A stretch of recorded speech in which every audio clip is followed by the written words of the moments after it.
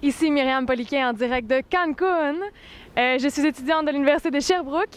Je suis ici au nom de l'organisation Vivre en Ville qui me parraine et je viens assister aux négociations des Nations Unies sur les changements climatiques. Alors, mon nom, c'est Simon Roy. Je suis aussi étudiant à l'Université de Sherbrooke et, comme Myriam, je suis parrainé par l'organisme Vivre en Ville. Pour notre sujet de recherche, nous sommes ici pour vraiment en apprendre plus sur un sujet, un secteur en particulier des changements climatiques. C'est l'aménagement du territoire et les transports.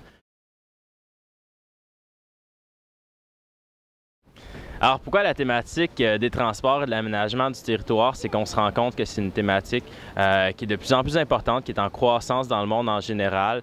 Il y a beaucoup de gaz à effet de serre qui proviennent de ce secteur-là. Seulement au Québec, c'est 40 du total des émissions de gaz à effet de serre qui proviennent du secteur du transport. Donc, un enjeu vraiment important à souligner. Au niveau mondial, ça représente près du quart des émissions totales de gaz à effet de serre, donc le deuxième secteur après l'énergie. Présentement, c'est le secteur qui est le plus en hausse, surtout dans les pays en voie de développement.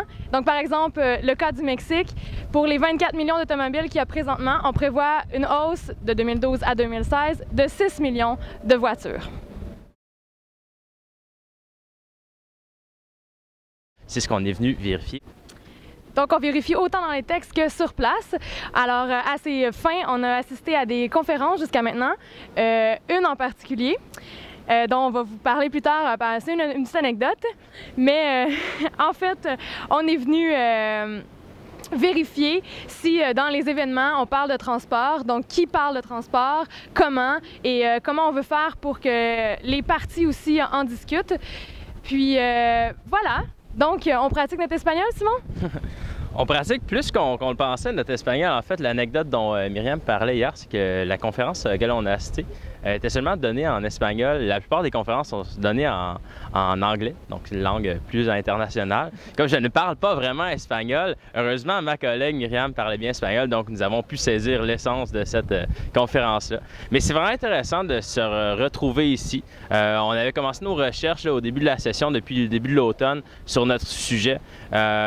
On se rendait compte du Québec, qu'il semblait y avoir peu de choses, mais une fois à Cancun, ici, directement dans les négos, on se rend compte qu'il y a beaucoup de sujets, de conférences, d'événements qui sont reliés à notre thématique. Donc, on est très content vraiment de pouvoir assister à tout ça.